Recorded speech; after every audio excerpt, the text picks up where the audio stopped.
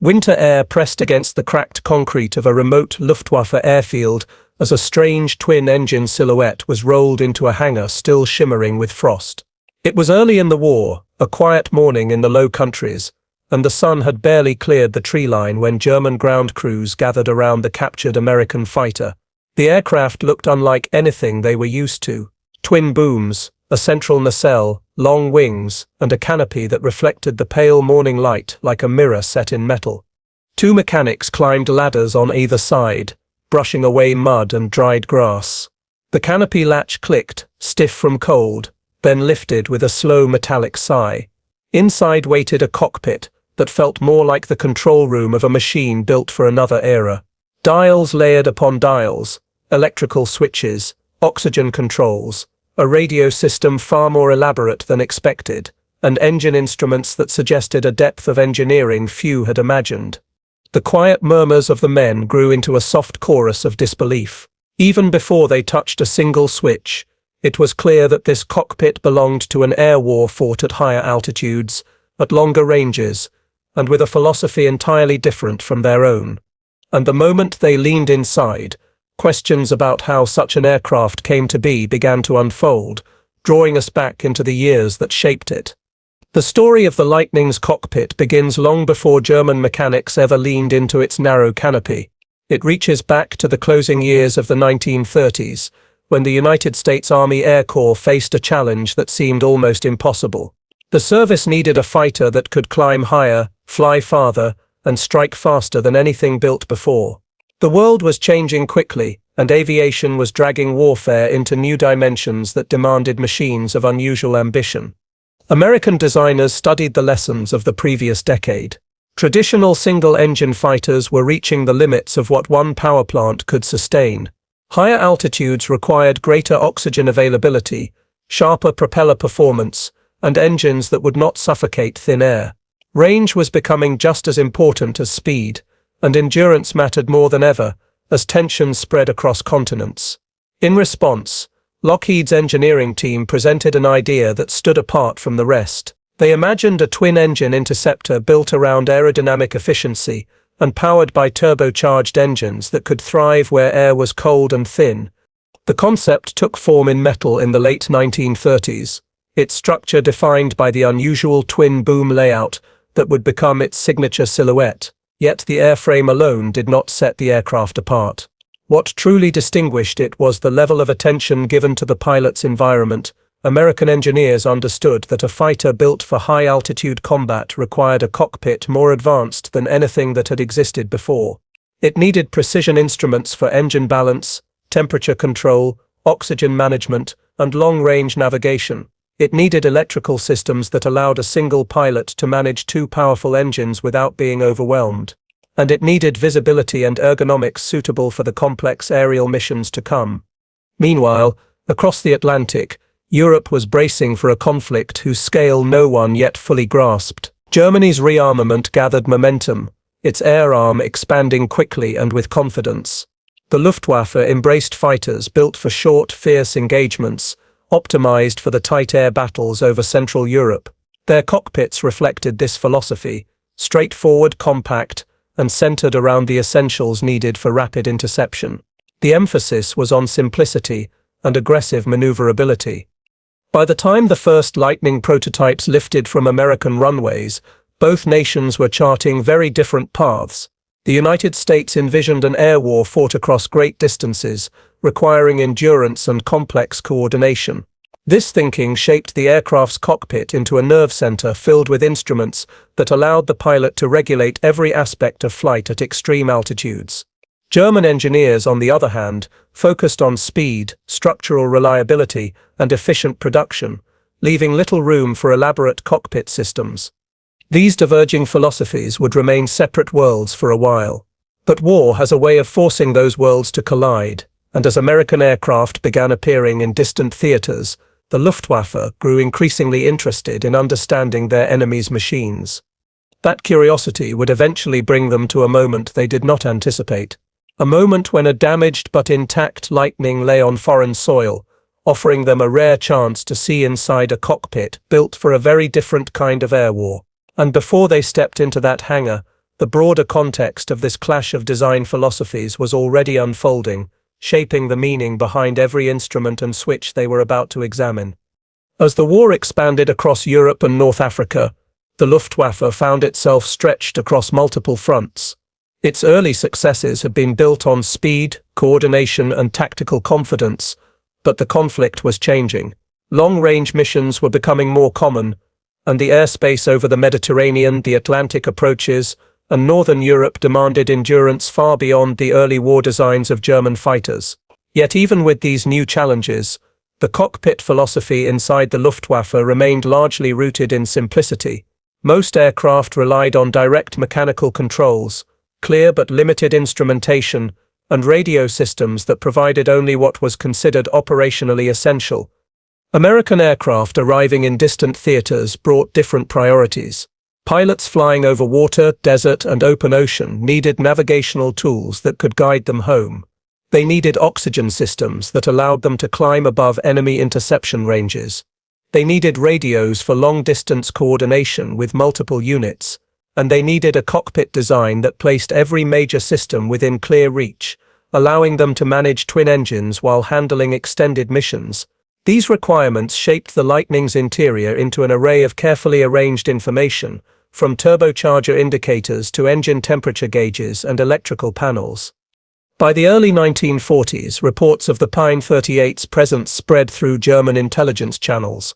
Luftwaffe analysts were aware of its high-altitude strengths and its ability to patrol vast areas. Though they understood the aircraft's broad capabilities, they had not yet gained insight into the environment the pilot operated from. They suspected complexity, but they had no confirmation. Pilots returning from encounters spoke about unusual climb rates and long-range patrols, yet none had seen the inside of one. The opportunity came not from a planned operation, but from the chaos of combat. An emergency landing, forced by damage or fuel loss, left a Lightning largely intact behind enemy lines. Quick reaction teams secured the site, extinguished flames, and surrounded the aircraft before scavengers or weather could ruin what might be a rare intelligence find. The airframe was hoisted from the field, transported under guard, and delivered to a testing center where engineers and mechanics waited with curiosity and anticipation. The anticipation was justified. Up to that moment, German comparisons of Allied cockpit technology had relied mostly on British and Soviet examples. These offered valuable insight, but did not reveal the level of complexity that American designers poured into long-range fighters. The Lightning, with its twin engines and ambitious systems, represented an entirely different philosophy. It was not simply a fighter, it was a sophisticated air platform built for operational realities. The Luftwaffe had not prioritized. When the canopy finally opened and German personnel prepared to enter the cockpit, they carried with them assumptions shaped by years of experience with their own aircraft. They expected certain instruments, familiar arrangements, and the usual layout of throttle, mixture, and propeller controls. What they would actually find inside challenged those assumptions and offered a glimpse of an air war evolving faster than many expected. And as their boots echoed across the hangar floor and the first mechanic lifted himself onto the wing, a new chapter of understanding was about to begin, one that would unfold through several connected perspectives, forming a deeper narrative of shock, analysis, and adaptation. The first men to climb into the Lightning's cockpit were seasoned mechanics and pilots who had spent years around the aircraft of their own air arm. They were familiar with the tight, utilitarian layouts of their fighters and bombers. They knew where every gauge sat inside a Bef 109 or a Bef 110. They understood the logic behind German design: compact instruments clustered for rapid access, minimal reliance on electrical systems, and a focus on essential combat functions. That familiarity shaped their expectations as they leaned into the American cockpit for the first time. What they encountered felt like an aircraft from a different decade. Instruments covered nearly every surface. Electrical switches lined the panels. Oxygen controls sat beside radio equipment more complex than many German crews had ever operated. Dual-engine indicators, finely calibrated temperature gauges, and turbocharger monitors filled the console with information. The men paused, not because they were confused, but because the aircraft demanded a shift in thinking. It was designed for a pilot who managed an entire system rather than a single set of controls. The Luftwaffe personnel exchanged quiet remarks. Some admired the attention to detail. Others questioned whether such complexity might overwhelm a pilot in combat. Yet even in their early impressions, they sensed a broader message. This cockpit was not built for short engagements over Central Europe. It was built for long flights across ocean and desert. It was built for altitude and endurance. And as they absorbed the scale of the instruments, they began to grasp how differently the United States viewed air combat. This moment marked the beginning of their deeper analysis, raising questions that would guide every angle that followed. Beneath the initial impression lay a framework of engineering philosophy that set the Lightning apart. American designers believed in giving the pilot direct insight into the aircraft's internal behavior. Instead of relying on simplified controls, they equipped the cockpit with instruments that tracked nearly every aspect of engine performance. The presence of turbocharger indicators immediately drew German attention. The Luftwaffe used superchargers extensively, but the turbocharger systems in the Lightning offered sustained high-altitude performance that many German fighters struggled to match. The dual set of throttles, mixture levers, and propeller pitch controls showed a level of engine management not typically required in German platforms. Each engine could be tuned with precision, allowing the pilot to balance power output, fuel consumption, and altitude performance. German observers noted that this level of control allowed the Lightning to maintain long-range patrols and climb above many interception bands. They were also struck by the aircraft's focus on electrical reliability. Circuit breakers, grouped switches, and redundancy reflected an approach that made heavy use of electronics, a contrast to the mechanical emphasis in the Luftwaffe. The oxygen system caught their eye as well. Its design revealed that the aircraft routinely operated at altitudes where even short interruptions could be fatal. This confirmed that the Lightning was not intended primarily for low or medium altitude engagements. It was crafted for environments where cold, thin air demanded robust life support and engine stability. As the Germans continued to study each instrument, they understood that this was not complexity for its own sake. It was a deliberate architecture built to support long-distance missions and operational endurance. Cockpit design is never isolated from tactics, and the Lightning's interior told the Luftwaffe far more than a structural report ever could. Every gauge and switch reflected a tactical philosophy that emerged from the United States' expanding global posture.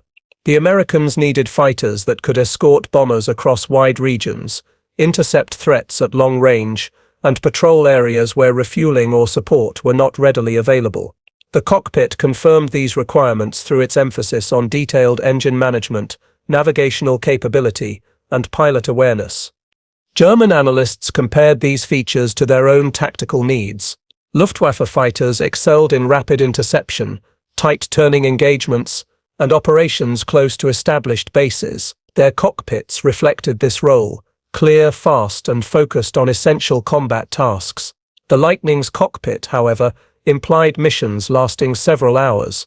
It suggested flight profiles that demanded constant adjustment and situational awareness, reinforced by instruments designed for long endurance. This difference revealed why American aircraft were appearing deeper in contested territory. It helped explain reports of Lightning patrols at altitudes that challenged German interceptors. It also made clear why the Luftwaffe had been facing aircraft that behaved in unfamiliar ways, maintaining power at heights where many piston engines began to fade. By the time the Germans completed this angle of analysis, they realized they were not simply studying an enemy fighter. They were studying a new interpretation of air warfare, and this realization naturally opened the door to broader perspectives on leadership and intelligence. When word of the captured Lightning reached higher levels of the Luftwaffe, senior officers and engineering directors arrived to inspect the aircraft themselves. Their interest was not merely technical. They wanted to understand what this cockpit implied about the strategic plans of their adversary. For years, German air doctrine had emphasized short, decisive operations, supported by proximity to friendly airfields. The cockpit in front of them suggested that the United States was preparing for a different scale of conflict, one in which aircraft roamed across continents and oceans. Leadership teams studied the layout with deliberate attention. They noted the sophistication of the electrical systems and the abundance of instruments that supported long-endurance missions. They recognized that the Lightning was built not just as a fighter but as a platform capable of extended reconnaissance and escort duties.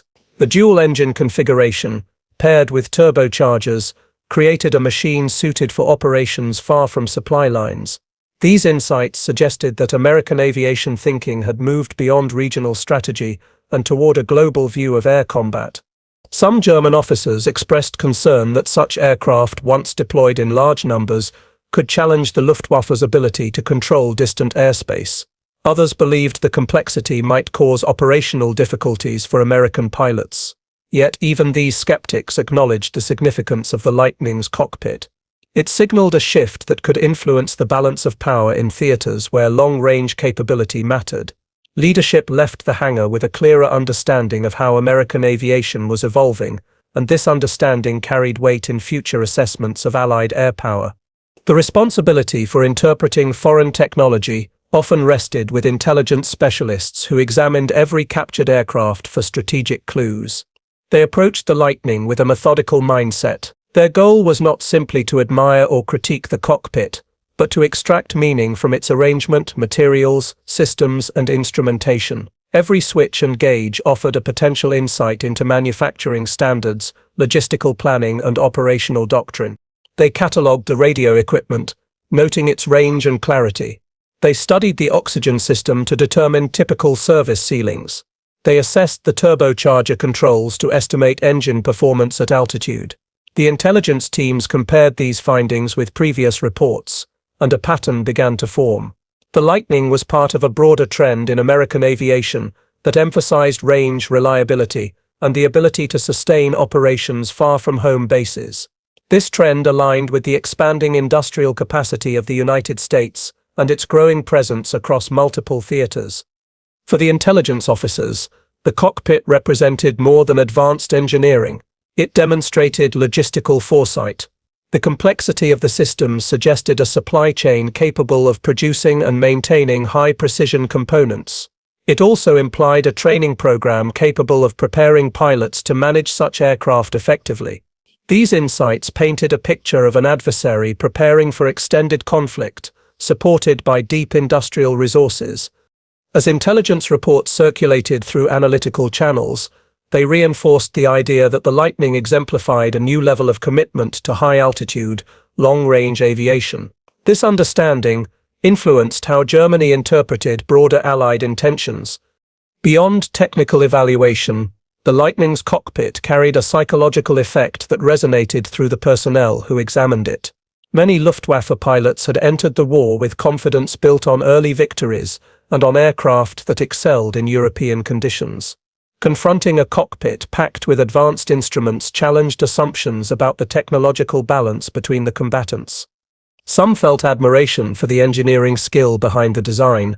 Others experienced unease, recognizing that the Lightning represented a direction in aviation that German production might struggle to match at scale. The sophistication of the electrical systems raised questions about future American fighters. The detailed engine controls suggested a level of altitude capability that, if widespread, could alter the dynamics of interception and escort missions. Morale was not diminished outright, but a subtle shift occurred. The Lightning reminded German crews that their adversary was not only resourceful, but also capable of long-term technological development. It revealed that the Americans were investing heavily in aircraft designed for endurance and altitude, areas where German fighters faced increasing challenges. This psychological dimension became part of the narrative surrounding the captured aircraft. It influenced conversations in squad rooms, engineering offices, and command briefings. It provided a tangible symbol of the evolving air war, one that would soon reach a decisive inflection point. That turning point emerged when the Luftwaffe moved beyond observation and decided to fly the captured Lightning, placing its cockpit technology into motion and revealing its full implications. The day chosen for the full inspection and evaluation of the captured Lightning began under a grey sky that hung low over the testing grounds. The aircraft had been positioned on a cleared section of the airfield, guarded by sentries who kept unauthorized personnel at a distance. A small group of engineers, pilots, and intelligence officers gathered around the machine, ready to examine every detail with precision. This was no simple curiosity exercise. It was an opportunity to understand an opponent whose industrial strength and aviation philosophy were becoming increasingly apparent. The inspection began with a careful walk around the aircraft.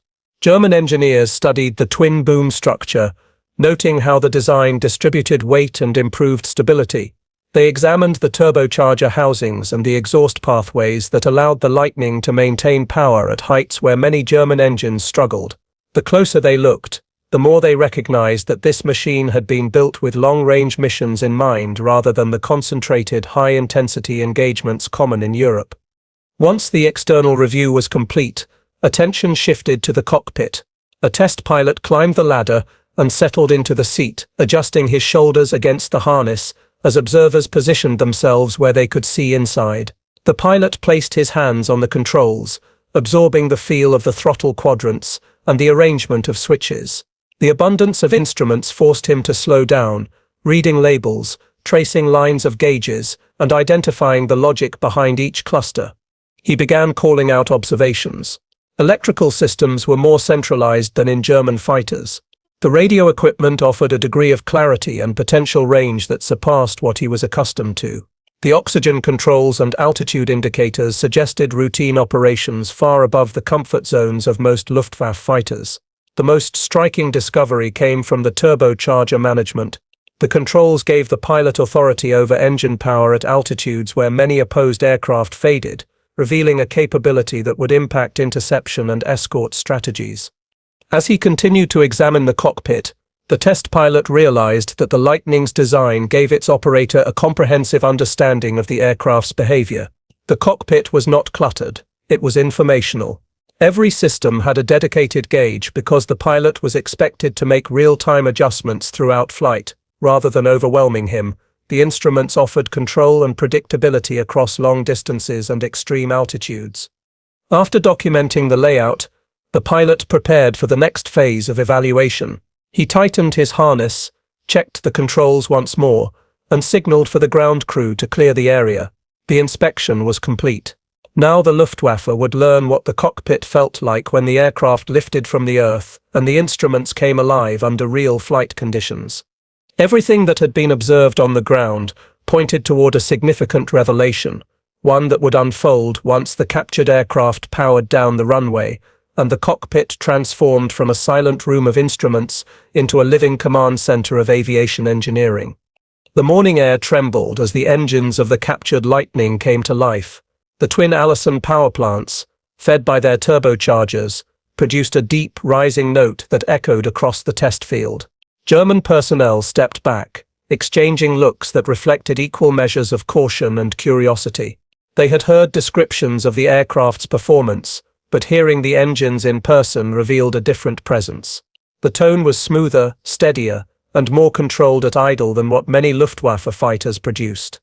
The test pilot eased the throttles forward. The aircraft rolled across the runway with surprising stability, the wide stance of its twin booms preventing the sway or torque swing common to many single-engine fighters during takeoff. As speed built, the turbochargers responded with a surge of power that pushed the aircraft ahead with authority. In the cockpit, gauges danced upward in coordinated motion, confirming what the pilot had already suspected.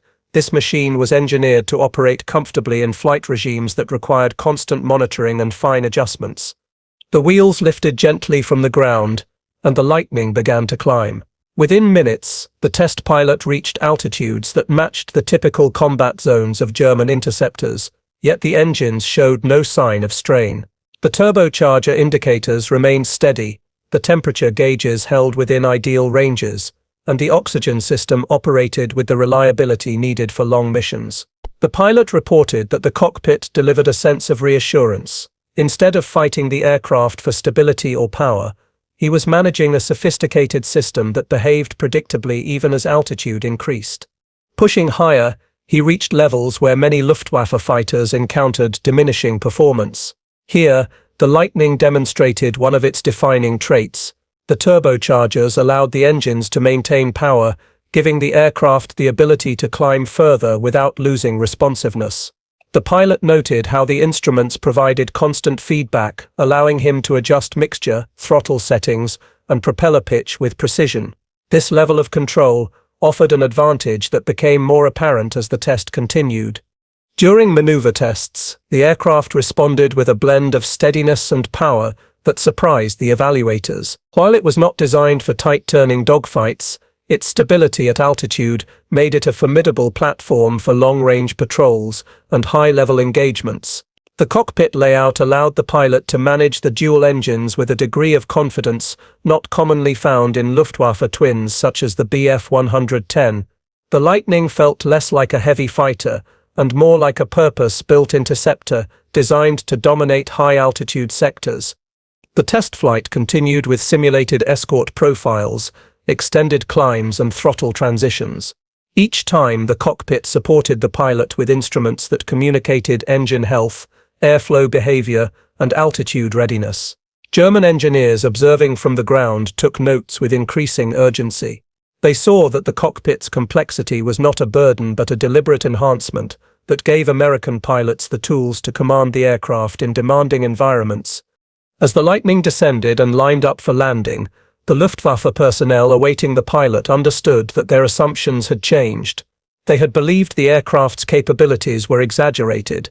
Now they recognized that the cockpit's design was a critical part of its strength. It allowed pilots to use the full potential of the engines, navigate long distances, and operate effectively far above the comfort zones of most fighters of the era. When the engines quieted and the test pilot climbed down, he carried with him more than notes. He carried the realization that this aircraft represented a shift in aviation technology, one that demanded a reassessment of strategies, expectations, and the unfolding air war itself. That realization would soon drive the discussions and decisions that formed the aftermath of this discovery. The evaluation reports circulated quickly through Luftwaffe channels.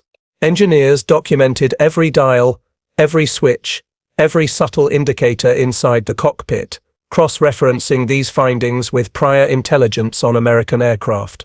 The consensus was clear. The Lightning was not merely a fighter, it was a high-altitude, long-range system designed to sustain prolonged operations that many German fighters struggled to match. The cockpit, with its layered instruments and engine controls, reflected a philosophy of precision and endurance that German aircrews were only beginning to comprehend. Commanders debated the implications. Some argued that the complexity might hinder operational efficiency, fearing that German pilots, unaccustomed to such systems, could underestimate their workload.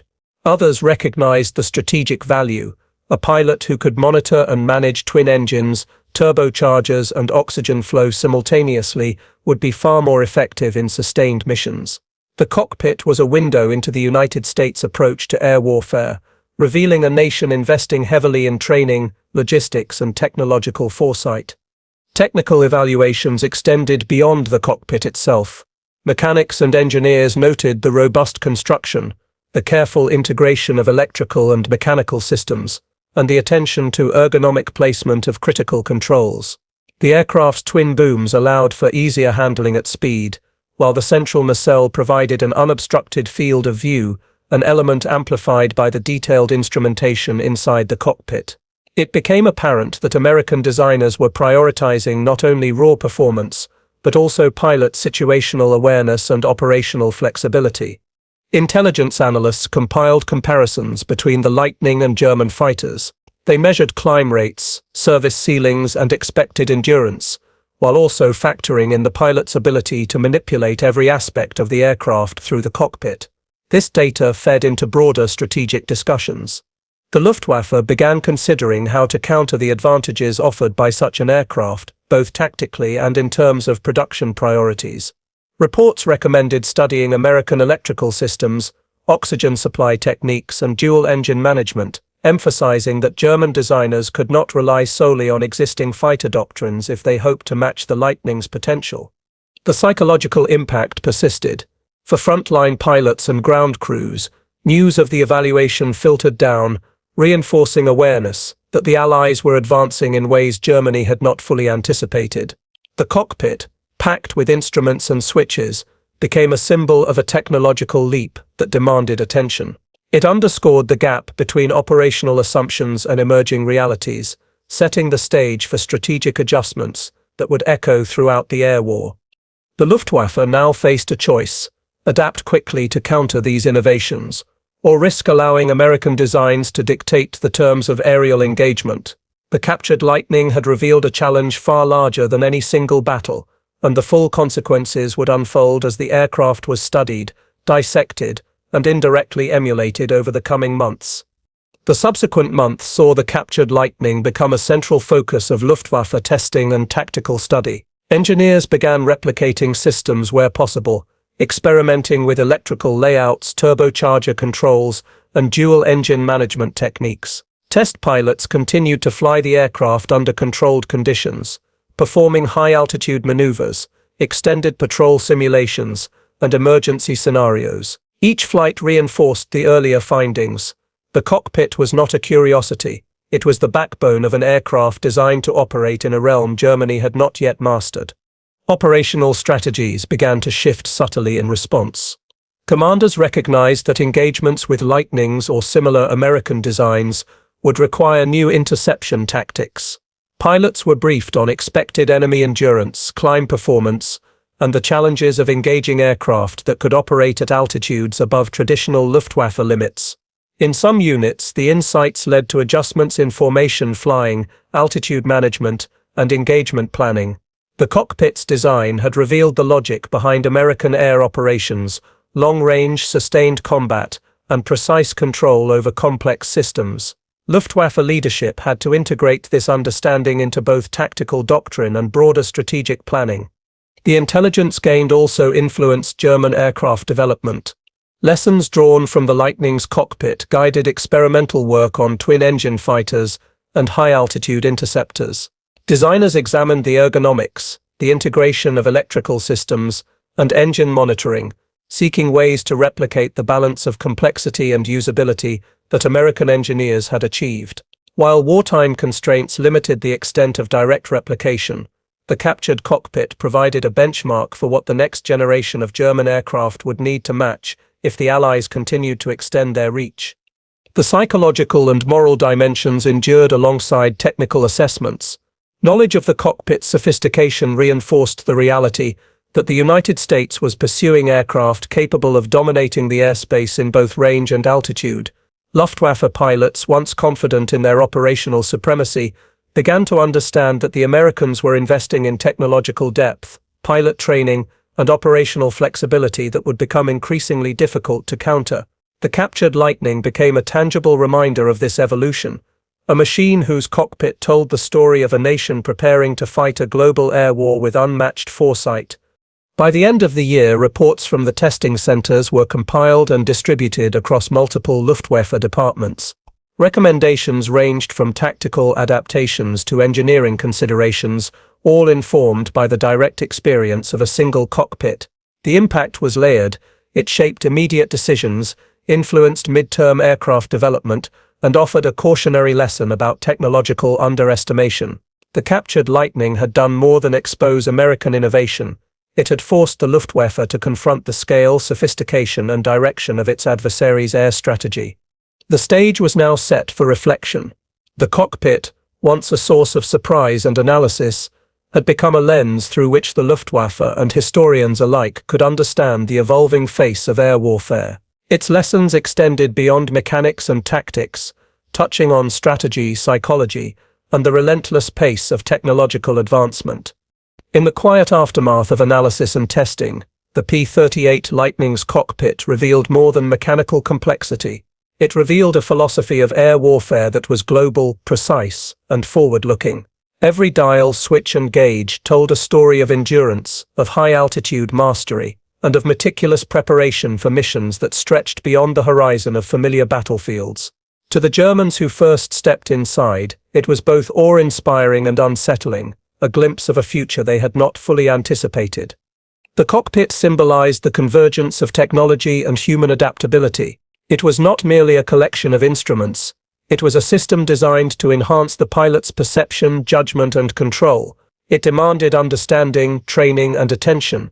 Yet in return, it offered the ability to harness the aircraft's full potential, in ways that few other fighters allowed.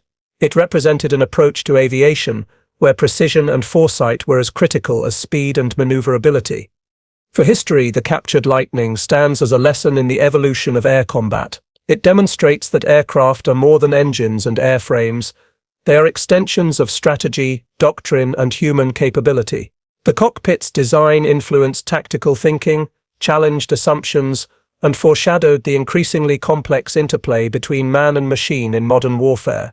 Its impact was not confined to a single test flight. It rippled through intelligence reports, design discussions, and the psyche of those who would face it in battle. Ultimately, the P-38's cockpit was a reminder that technological leaps do not arrive quietly. They announce themselves in moments of discovery, in the eyes of those who witness them firsthand, and in the strategic shifts they inspire. For the Luftwaffe, for the Americans, and for the historians who study them, it remains a testament to innovation, adaptation, and the enduring human effort to master the skies. The lessons of that cockpit continue to echo that vision, precision, and preparedness can redefine what is possible in war, and that the true measure of an aircraft often lies not in its silhouette or armament, but in the mind of the pilot it empowers.